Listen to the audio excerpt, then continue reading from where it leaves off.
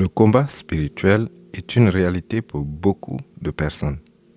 Elles passent des nuits blanches parce qu'elles ne peuvent même pas se reposer sans être attaquées spirituellement. Il y a des moments où les confrontations avec les sorciers et les démons deviennent physiques. Certaines personnes se réveillent avec des cicatrices, avec des marques, parce qu'elles ont été attaquées dans leur sommeil. Ces personnes ont l'impression de vivre dans une zone de guerre où les obus pleuvent à tout moment. Elles sont attaquées de jour comme de nuit par les sorciers et les puissances sataniques.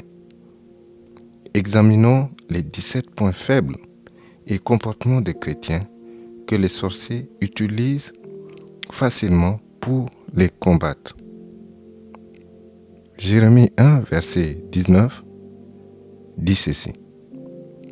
Ils te feront la guerre, mais ils ne te vaincront pas, car je suis avec toi pour te délivrer, dit l'Éternel. Et aussi dans Luc 10, verset 19.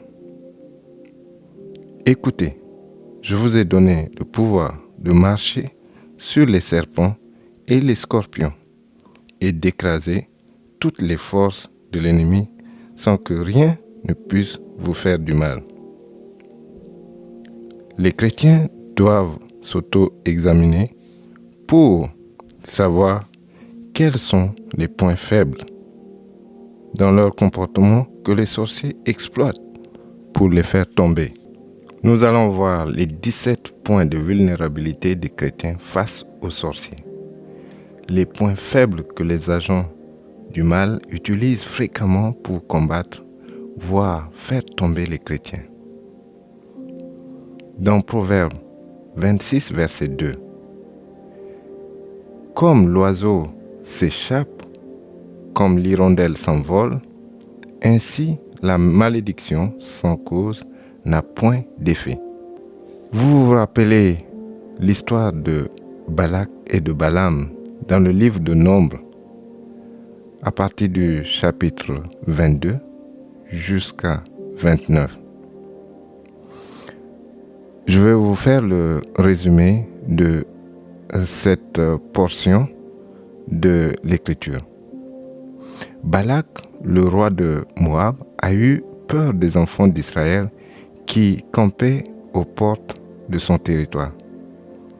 Il fait appel à Balaam pour maudire Israël, mais celui-ci ne pouvait pas le faire parce que Dieu a mis un veto à leur plan. Dans Nombre 23, verset 8, « Comment maudirais-je celui que Dieu n'a point maudit? Comment serais-je irrité quand l'Éternel n'est point irrité ?» Donc c'est Balaam qui dit cela à Balak. Mais Balaam a tout de même désobéi à Dieu en donnant la solution à Balak. La solution est la suivante.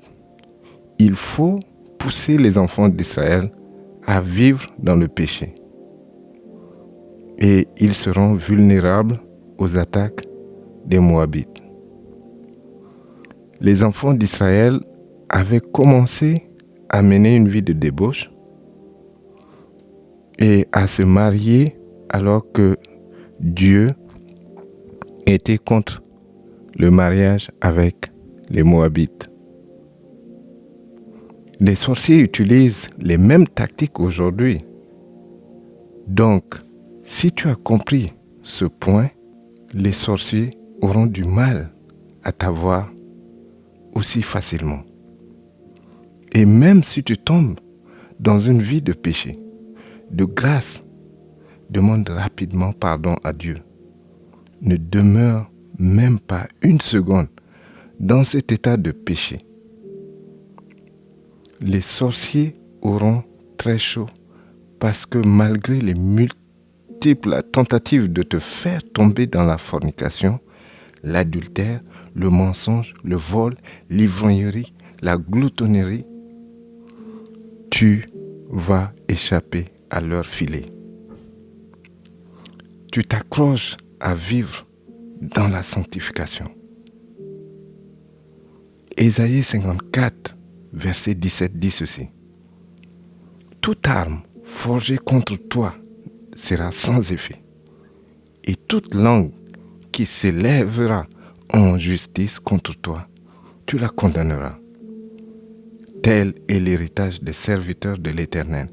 Tel est le salut qui leur viendra de moi, dit l'Éternel. Bienvenue sur la chaîne Rock of Salvation, la chaîne qui vous apprend à prier efficacement contre les œuvres de l'ennemi et à vous apprendre les techniques de combat spirituel afin que vous puissiez mener une vie chrétienne victorieuse en Jésus. Voici les 17 points faibles des chrétiens. Le premier point, c'est la méconnaissance de la réalité spirituelle. Tu ignores les réalités spirituelles. Même si tu sais que le monde spirituel existe, tu n'es pas sûr de comment ce monde fonctionne. Le monde spirituel existe et il est aussi réel que le monde physique. Mais tu es limité parce que tu vois et tu vis uniquement que ce qui est devant toi. Alors que les sorciers vivent dans le monde de sorcellerie et dans le monde physique. Donc, ils naviguent entre le monde spirituel et le monde physique. D'autre part, la parole de Dieu déclare que tu es assis dans les lieux célestes en Christ. Donc, tu as une position élevée dans le monde spirituel, mais tu ignores cette position que tu as en Christ. Bien sûr que certaines personnes disent que les sorciers ne peuvent rien faire contre eux. Oui, c'est une déclaration qui leur permet de faire face à la sorcellerie. Mais s'ils ne connaissent pas leur identité en Christ, c'est difficile de tenir face aux attaques de la sorcellerie. Alors, tu détiens cette position, il faut que tu assures ta position dans le monde spirituel. Le deuxième point, tu es épié par la sorcellerie sans que tu le saches. Tes ennemis t'épient tout le temps pour te faire tomber à la moindre occasion. Ils ont réussi à placer les appareils de surveillance sur toi, dans ta maison, au bureau, dans la voiture, partout où tu vas. Tout ce que tu entends, tout ce que tu penses, tes mouvements sont épiés, sont repérés par leur GPS mystique. Ils peuvent anticiper tes bénédictions et les bloquer avant que tu ne les vois se manifester dans ta vie. Pourquoi dans la semaine où tu as des rendez-vous importants, les sorciers viennent te souiller avec des rêves sexuels ou des images horribles? Du coup, les anges qui sont chargés d'amener ce contrat qui allait te propulser dans le monde des affaires, le gars qui allait te prendre en mariage disparaît sans te donner des explications.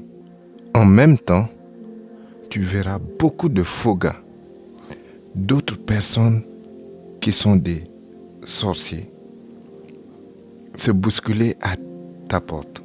Tous sont prêts à te marier, même le lendemain. Slow down, sister. Hold on, brother. Prends ton temps de les scanner. Parce que l'ennemi peut se déguiser en ange de lumière. Les sorciers n'ont pas de cornes que tu peux voir physiquement. Ne sois pas attiré par le moyen financier, ni le statut de femme ou d'homme marié. C'est l'une des décisions la plus importante de ta vie, à part celle de donner ta vie à Jésus. Ne joue pas avec ta vie. Ça ne vaut pas la belle maison ou la belle voiture.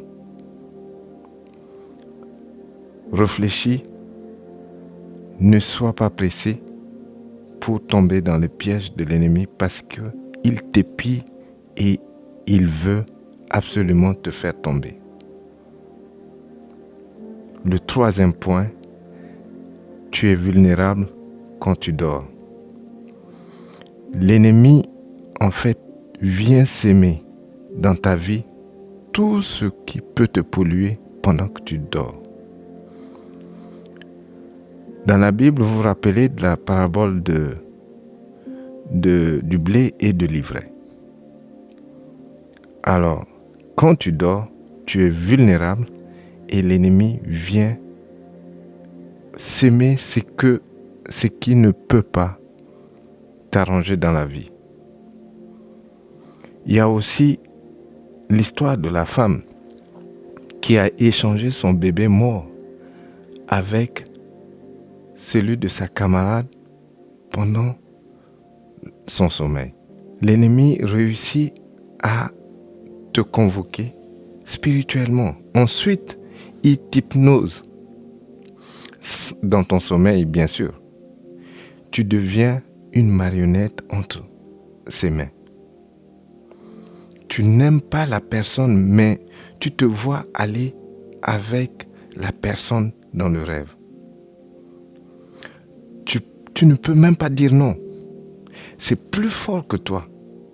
Et c'est une situation qui t'énerve parce que tu te sens sale, abusé, fragile et très vulnérable.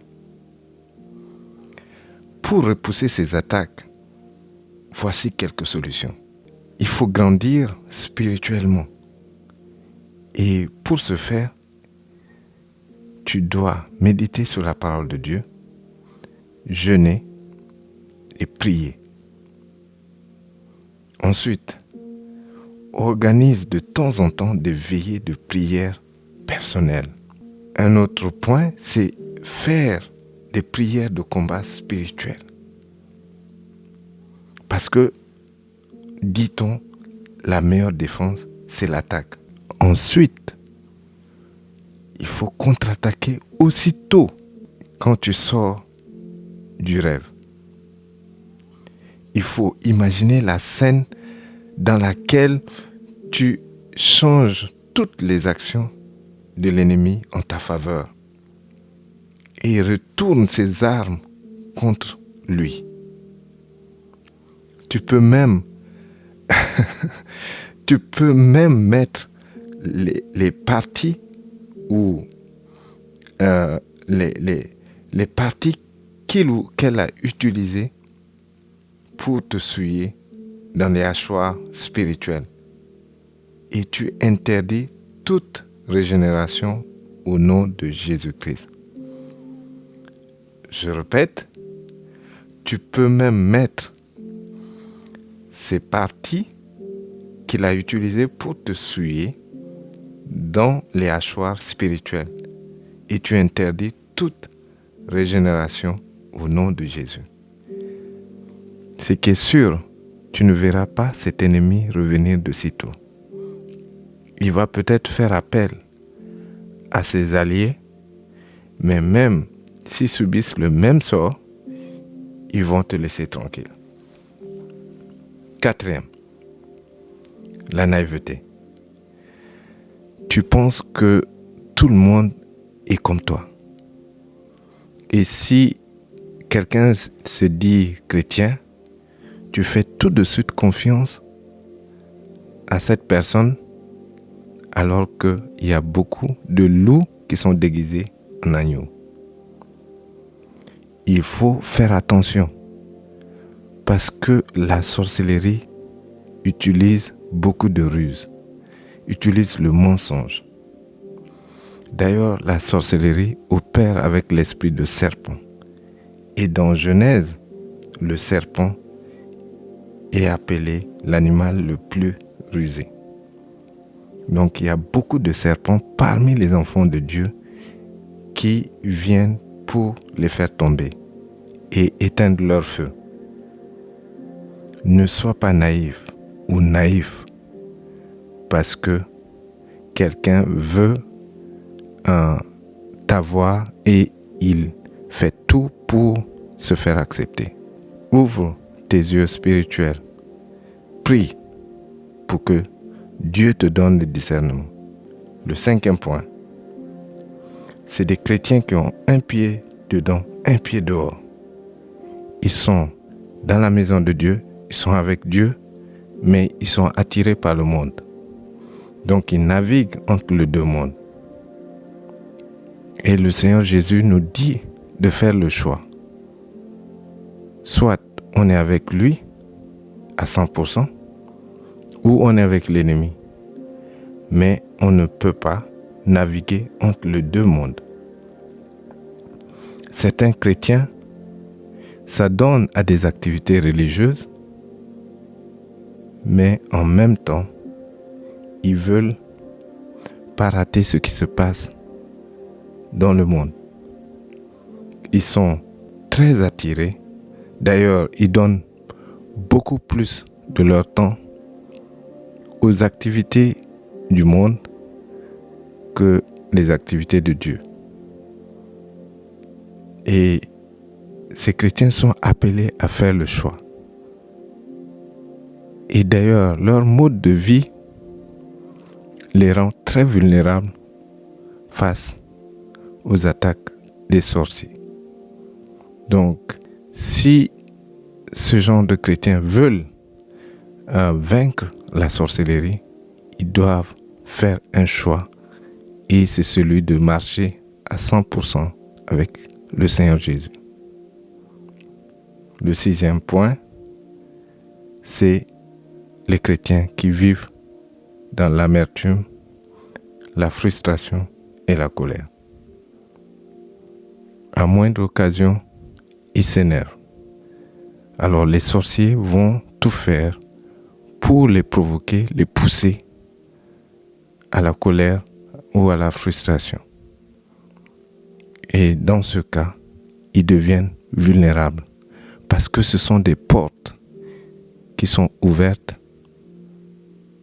en ce moment-là. Le 7e point, c'est la peur. Il y a des chrétiens qui sont intimidés quand ils entendent que telle personne est dans la sorcellerie. Ils tremblent.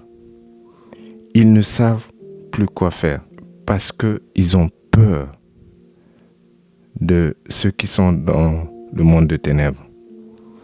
Alors que Dieu nous rassure que nous avons le pouvoir de marcher sous les serpents et les scorpions et sous toute la puissance de l'ennemi. Nous avons lu cela plus haut. Alors, si tu as le pouvoir de marcher sous les serpents et les scorpions, de quoi as-tu peur? Ou de qui as-tu peur? Et la Bible te rassure dans Romains 8, verset 31. Que dirions-nous donc à l'égard de ces choses? Si Dieu est pour nous, qui sera contre nous?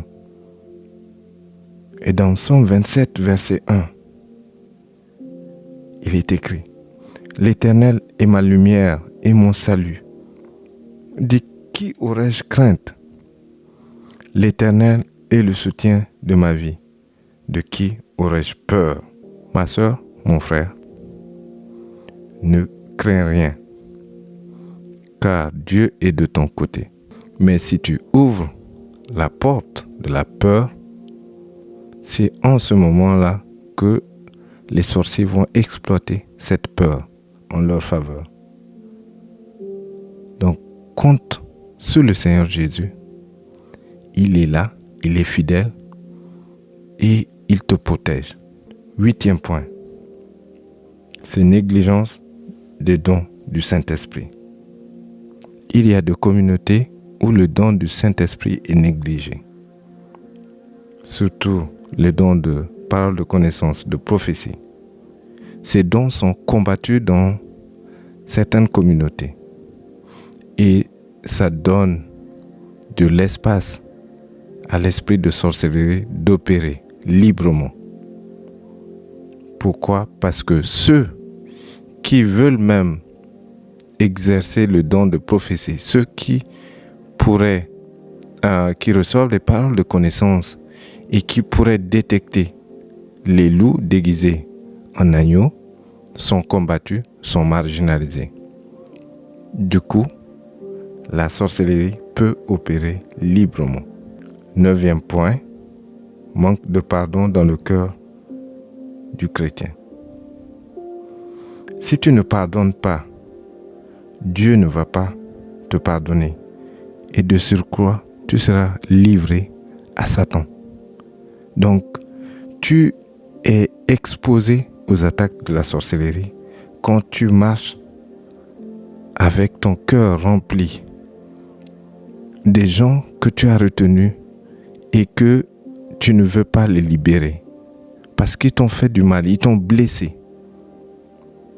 Bien sûr que ça fait mal, mais il faut libérer ces gens. Il faut les pardonner. C'est pour ton bien. Parce que eux, pendant que toi tu es en train de souffrir, ils continuent à vivre leur vie. Donc, de grâce, ma sœur, pardonne ceux qui t'ont fait du mal. Sinon, tu deviens vulnérable. Sinon, les sorciers vont t'attaquer davantage et tu ne vas pas vivre une vie victorieuse en Jésus. 10e point, c'est l'incrédulité. Il y a certains chrétiens qui crient et ils ne savent plus vers qui se tourner. Alors, ils demandent à Dieu la source de leurs problèmes. Et Dieu s'apprête à leur révéler la source. D'ailleurs, ces chrétiens peuvent voir dans leurs rêves qui les attaque ou ils reçoivent des visions, mais ils ont du mal à croire parce que c'est un parent proche, c'est un voisin ou un collègue de travail et ils ont du mal à accepter. Si bien que à un moment, Dieu va arrêter de leur révéler la source parce qu'ils ne sont pas prêts. Ils ne vont pas accepter cette réalité. Donc cette incrédulité les rend fragiles parce qu'ils continuent à s'exposer à ces attaques. Le 11e point, c'est la paresse dans la prière. Il y a des chrétiens qui ont du mal à prier. D'ailleurs, tu ne peux même pas passer quelques minutes dans la prière. Et tu préfères recevoir plutôt la prière d'autres personnes, mais toi-même, tu ne peux pas prier. Alors que les agents de l'ennemi, les sorciers, passent beaucoup de temps dans leur pratique et ils font des sacrifices, ils jeûnent, certains jeûnent pour avoir de la puissance. Mais quand tu ne pries pas, tu deviens vulnérable. D'ailleurs, les sorciers, pour mieux t'attaquer, ils font de telle sorte que tu tombes dans cette vie de paresse où tu ne pries pas, où tu pries une fois en passant, peut-être devant le repas. Et là, tu deviens vulnérable. Le 12e point, tu sous-estimes les dons spirituels que Dieu a placés en toi. En effet, Dieu a placé des dons spirituels parce qu'il sait exactement ce que tu dois faire dans ce monde, comment tu dois influencer ce monde pour faire avancer le royaume des cieux. Donc, il a placé des dons avec lesquels tu dois opérer. Mais quand tu ignores ces dons, tu ne peux pas prendre la place qui te revient. Et les sorciers utilisent cela. Ils utilisent le fait que tu ne connaisses pas les dons spirituels que Dieu a placés en toi. Eux, ils te combattent en avance. D'ailleurs, ils ont attaqué le Seigneur Jésus. Ils ont vu son étoile. Les rois mages ont vu l'étoile de l'enfant qui est né. Donc l'ennemi, les sorciers sont capables de voir ton étoile, même quand tu es encore dans le ventre de ta mère. C'est bien qu'ils te combattent avant même que tu viennes dans ce monde. Et quand tu es dans ce monde, pendant que tu es occupé à faire 1001 choses, eux, ils s'activent à te combattre, même étant bébé. Le fait d'ignorer ou de sous-estimer les dons spirituels que Dieu a placés en toi, ça te rend vulnérable et tu deviens la cible de ces sorciers. Le 13e point, c'est manque de connaissance des techniques de combat spirituel. Bien sûr, la parole de Dieu dit que les combats ne sont pas contre la chair et le sang, mais contre les esprits méchants, contre les agents du mal. Je paraphrase bien sûr. Et le fait de ne pas connaître le combat spirituel fait que tu combats d'une manière charnelle. Tu veux affronter l'ennemi. Tu veux affronter physiquement ceux qui te combattent. Et tu veux en découdre avec eux en leur disant tes 4 vérités. Et ça ne fonctionne pas de cette manière, malheureusement. Au contraire, tu deviens vulnérable parce que tu amènes le combat sur le terrain de l'ennemi. L'ennemi veut au contraire que tu puisses combattre ces sorciers d'une manière physique. Mais ce n'est pas d'une manière physique. C'est spirituellement que tu dois combattre. Donc, en connaissant les techniques du combat spirituel, en t'armant de tout ce que Dieu a mis à ta disposition comme arme spirituelle, tu vas devoir faire face aux sorciers qui te combattent. 14e point, tu n'as pas ta langue dans la poche. Alors, tu racontes à tous ceux qui veulent entendre les révélations que tu as reçues ou bien les choses que tu vis. Du coup, les sorciers utilisent les informations que tu leur donnes pour te combattre davantage. Et ils te maîtrisent. Ils peuvent affiner leurs pièges en fonction des informations que tu leur donnes. Et aussi, certaines personnes passent tout leur temps dans le Congossa, le Songi, Papato, Minani ou la Doc. Ils ne veulent pas laisser passer une nouvelle. Et certains peuvent même avoir facilement une place à CNN. Pourquoi l'ennemi utilise cette porte? Parce que tout ce que tu dis, ils retiennent contre toi. La parole de Dieu dit dans le livre de Proverbes 10, verset 19. Qui parle beaucoup saurait éviter de pécher. Mais l'homme avisé met un frein à ses lèvres. Donc ma soeur, mon frère, il faut savoir maîtriser ta langue. Oui, quelquefois c'est intéressant de débattre, de donner des nouvelles. Mais quand tu tombes dans le Congossa, tu finis par être vulnérable face aux sorciers. Le 15e point, c'est manque d'onction. En fait, tu es faible spirituellement pour affronter les sorciers parce que tu n'as pas assez d'onction. Il faut prier pour recevoir l'onction. Il faut demander à Dieu de te donner de l'onction, te fortifier avant de chercher à affronter les sorciers. Ce sont des gens qui ont fait des alliances avec des démons, avec le diable en personne.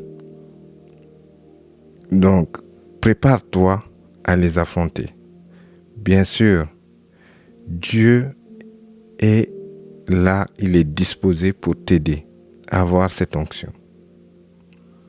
Prie le Seigneur Jésus avant de rentrer dans le ministère. Il a été oint pour faire le travail. Demande cette onction pour briser le joug, pour affronter les sorciers de ta famille ou ceux qui sont autour de toi qui te combattent farouchement. Le 16, c'est le manque de discernement. Tu n'as pas le discernement et tu prends tout sur le plan physique.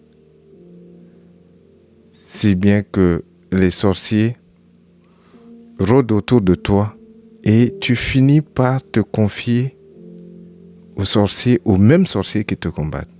Et ils te combattent davantage parce que au fur et à mesure que tu n'as pas ce discernement, eux, ils vont continuer davantage à te tromper ou à faire de telle sorte que tu ne te rendes pas compte. Et du coup, ils te combattent sans que tu le saches. Demande à Dieu de te donner le discernement. Et enfin, tu combats seul. C'est une guerre. Donc pour gagner cette guerre, tu as besoin des alliés. Tu as besoin des gens, des vrais chrétiens qui peuvent t'appuyer dans ce combat spirituel.